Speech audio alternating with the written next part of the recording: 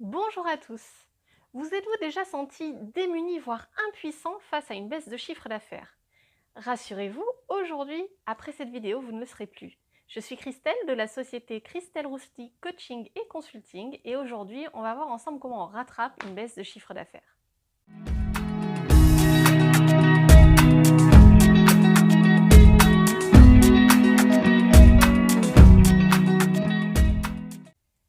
Le chiffre d'affaires, c'est la première ligne de votre compte d'exploitation et l'une des plus importantes parce que sans vente, pas d'entreprise. Et des fois, il arrive que le chiffre d'affaires baisse de façon brutale et sur la durée. Alors plutôt que de paniquer et de vous faire les cheveux blancs, je vous propose ma méthodologie en 3 étapes. Et comme vous êtes des petits chanceux, ça s'applique à tous les problèmes. Je l'appelle le mode solution. Première étape, le diagnostic. Je cherche la cause du problème. Et je vous invite à vous mettre dans la peau du Dr House, vous savez, ce célèbre médecin de série américaine. Et tout comme lui, vous allez émettre des hypothèses et les vérifier jusqu'à avoir un diagnostic sûr. Vous avez des tremblements, de la fièvre, des courbatures, pas de doute, ça doit être la grippe. Une fois que vous avez trouvé, on passe à la deuxième étape, le plan d'action. Qu'est-ce que je mets en place pour pouvoir corriger le problème ? Bon, eh bien, vous êtes parti pour une semaine avec des antibiotiques, un comprimé le matin, un comprimé le soir. Troisième étape, la communication. Quel est mon message? À qui dois-je le donner? Comment dois-je le donner? Et surtout, dans quel but? Écoutez, vous êtes contagieux, je vais vous donner un arrêt pour votre employeur. Dites à votre famille, à vos amis de ne pas vous approcher et surtout désinfecter chez vous. Mon message c'est « Je suis contagieux ». À qui je le donne? À mon employeur et à mes amis et ma famille. Comment je le donne? Pour mon employeur, c'est un arrêt. Pour mes amis et ma famille, je leur passe un petit coup de fil. Et pourquoi? Pour éviter une épidémie. Mais revenons à mon chiffre d'affaires. Pour que vous compreniez mieux, je vais vous expliquer ma première expérience en tant que manager de restaurant et vous expliquer ce que j'ai fait à chacune des étapes, donc diagnostic, plan d'action et communication. Comme c'est un sujet qui me passionne beaucoup et qu'il y a beaucoup de choses intéressantes à dire, vous avez pu remarquer que dans le titre de ma vidéo, il y a marqué partie 1. Donc, chaque étape a donc sa propre vidéo que je vous incite à suivre.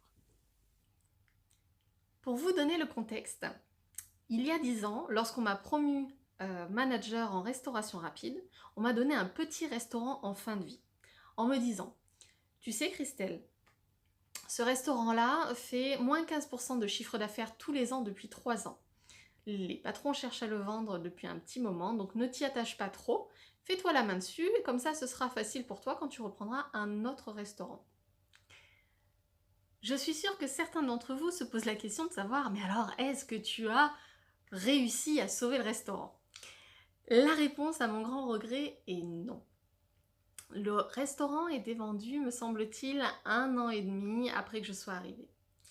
Mais l'important n'est pas là. Pourquoi est-ce que je voulais vous partager cette expérience-ci? Eh bien, parce que dans les 8 premiers mois où je suis arrivée sur ce restaurant-là, j'ai réussi à stopper la baisse de chiffre d'affaires et à avoir une augmentation de 2%. Alors vous allez me dire, Christelle, 2%, c'est pas grand-chose quand même. Oui, mais rappelez-vous de la tendance, moins 15% tous les ans depuis 3 ans. Je vous raconte comment j'ai fait? Alors, je rappelle qu'on est dans la partie diagnostic. Donc mon objectif est de savoir d'où vient la perte de chiffre d'affaires. Et la première question que je me pose, c'est de savoir, est-ce que c'est un problème interne ou alors un problème externe?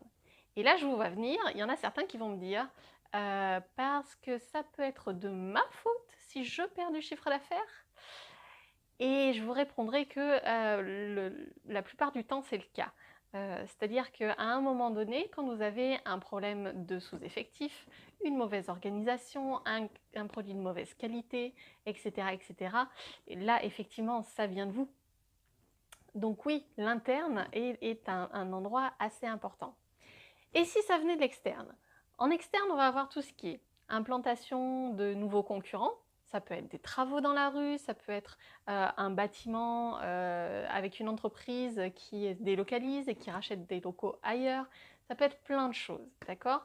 Mais là, le but, c'est de savoir où on va. Donc, la première des choses que j'ai fait, c'est de regarder tout l'intérieur du restaurant.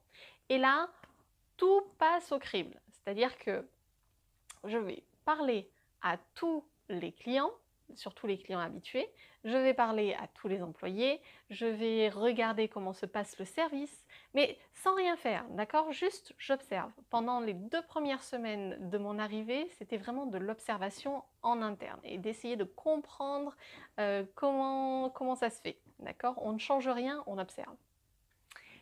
Une fois que j'ai bien regardé tout ce qui se passait à l'intérieur, maintenant je vais faire la même chose mais à l'extérieur. Donc pour que vous ayez une petite idée, je vous ai mis une photo, c'est la dernière photo qui a été prise de ce restaurant. Vous voyez, il y a des cartons partout, donc c'était le jour vraiment de la fermeture et du déménagement. Ce que j'ai pu constater sur ce restaurant-là, en interne, c'est un restaurant qui est très petit et qui se sature très vite, d'accord?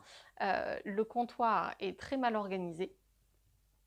Il y a une équipe qui est certes très sympathique, mais qui est assez démotivée.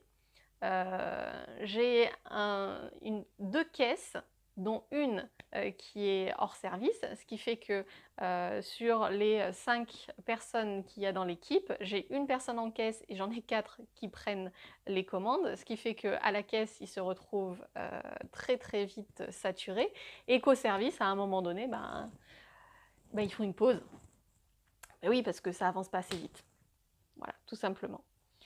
J'ai des gros meubles qui sont très très mal arrangés à l'intérieur et ça empêche la circulation des clients de se faire comme il faut à l'intérieur.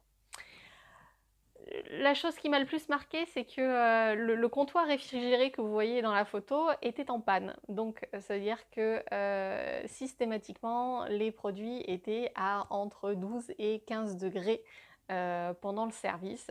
Ce qui, vous le savez, si vous travaillez dans la restauration, est absolument inadmissible, puisque normalement, on doit être aux alentours de 4 degrés. Voilà, donc je vous dresse un petit peu le tableau. À l'extérieur, moi ce que j'ai pu constater, c'est qu'en fait, il n'y avait pas énormément en fait, de changements. C'est-à-dire qu'il n'y avait pas de travaux dans la rue, les concurrents, c'était très concurrentiel, mais il n'y avait rien de changé par rapport aux années précédentes. Donc normalement, il ne devait pas y avoir d'impact là-dessus. Donc mon verdict est tombé, il faut absolument m'occuper de l'interne. En général, avant de publier mes vidéos, je les montre toujours à des personnes de confiance pour avoir leur feedback. Et cette fois-ci, j'ai une amie et ancienne collègue manager qui m'a fait la remarque suivante. Christelle, c'est très intéressant ce que tu dis dans ta vidéo. Par contre, dans ton exemple, tu venais d'arriver sur le restaurant. Donc, tu avais du recul. Elle me dit, mais alors comment tu fais quand ça fait des années que tu es dans le même restaurant pour justement avoir ce recul ? Et c'est une question que je trouve ô combien pertinente, sachant le quotidien que vous avez dans les restaurants pour l'avoir moi-même vécu. Alors je vous proposerai 2 choses. La première, c'est de prendre un moment off, c'est-à-dire que vous allez vous planifier une journée, mais vous n'allez ni servir les clients, ni les renseigner, ni aider dans les préparations ou quoi que ce soit.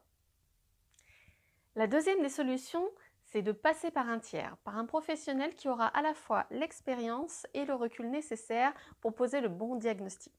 Et souvent, cette solution est oubliée car elle est considérée comme un coût, au lieu d'être considérée comme un investissement. Je vais reprendre l'exemple du restaurant qui fait moins 15% de chiffre d'affaires par an depuis 3 ans. Et je vais vous poser la question suivante. Qu'est-ce qui se serait passé si moi j'étais arrivée 2 ans plus tôt ? Je vous ai préparé un petit tableau comparatif. En haut, vous pouvez voir le tableau de ce qui s'est réellement passé. Donc les moins 15% de chiffre d'affaires par an pendant 3 ans. Et en bas, ce qui se serait passé si moi j'étais intervenue plus tôt. Et vous pouvez constater qu'il y a quand même une différence entre les deux de 30 000 €. Et c'est là où je veux en venir. Investir dans du consulting peut être bénéfique pour votre entreprise. Alors, maintenant que mon diagnostic est fait, comment puis-je le transformer en plan d'action ? Pour le savoir, je vous donne rendez-vous dans la suite de cette vidéo.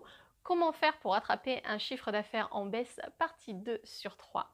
Si vous avez aimé cette vidéo, n'hésitez pas à commenter et à partager. D'ici là, je vous dis à la semaine prochaine et portez-vous bien.